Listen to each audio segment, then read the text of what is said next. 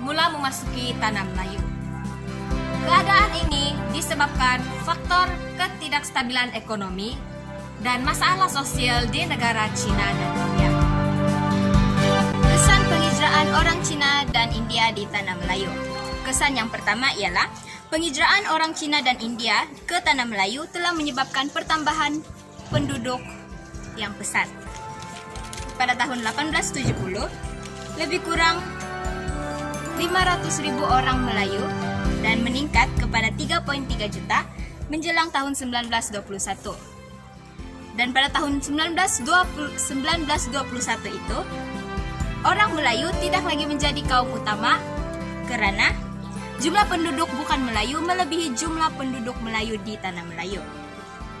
Kedua-dua masyarakat imigran ini yaitu orang Cina dan orang India, walaupun menetap di tanah Melayu, tetapi masih mengekalkan identiti, adat resam, dan cara hidup kaum masing-masing. Antara kesan penghijraan orang Cina dan India di tanah Melayu ialah mewujudkan masyarakat majmuk. Ketiga-tiga kaum ini mengamalkan corak kehidupan dan kebudayaan yang berbeza. Orang Melayu tinggal di kawasan pertanian dan menjalankan aktiviti ekonomi tradisional. Mereka menganut agama Islam dan bertutur kata dalam bahasa Melayu. Seterusnya, orang Cina pula bekerja di lombong-lombong biji timah dan tinggal di kawasan bandar. Mereka menyembah nenek moyang dan menganut agama Buddha. Mereka bertutur kata dalam logat mereka seperti Hokkien, Hakka, dan Kantonis. Manakala orang India pula tinggal di kawasan ladang dan bekerja sebagai buruh. Mereka menganut agama Hindu dan bertutur kata dalam bahasa etnik mereka seperti bahasa Tamil, Telugu, dan Malayalam. Ketiga-tiga kaum ini hidup berasingan dan terus mengekalkan cara hidup dan perayaan masing-masing. Kesan seterusnya ialah kewujudan sistem persekolahan yang tidak seragam dan menyulitkan pemerintah British menguruskan persekolahan di tanah Melayu. Oleh itu, sistem pendidikan vernacular telah berkembang dengan pesat. Orang Cina dan orang India membuka sekolah masing-masing dan menggunakan sistem pendidikan dari negara asal mereka. Situasi ini mewujudkan jurang antara kaum karena semangat perpaduan melalui pendidikan tidak wujud sama sekali. Kesan seterusnya adalah perkembangan ekonomi komersial. Ekonomi komersial pada masa itu adalah berasaskan biji timah dan getah, kesan kemasukan daripada orang Cina dan India.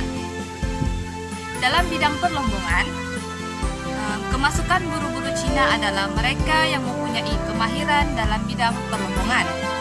Mereka juga turut memperkenalkan teknologi dan kaedah-kaedah baru dalam perlombongan. Sekaligus, mereka juga berjaya meningkatkan pengeluaran biji timah. Seterusnya adalah India. Mereka ini memajukan perusahaan getah di tanah Melayu seawal abad ke-20.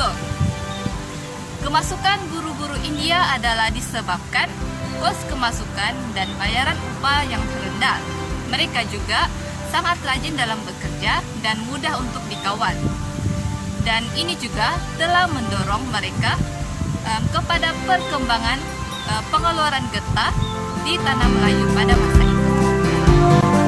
Akhir sekali, kesan penghijraan orang Cina dan India di tanah Melayu menyebabkan berlaku sistem dua ekonomi dan ketidakseimbangan perkembangan ekonomi. Golongan imigran berperanan memajukan ekonomi modern berdasarkan pertanian sara diri. Masyarakat pribumi yang tinggal di luar bandar telah jauh ketinggalan.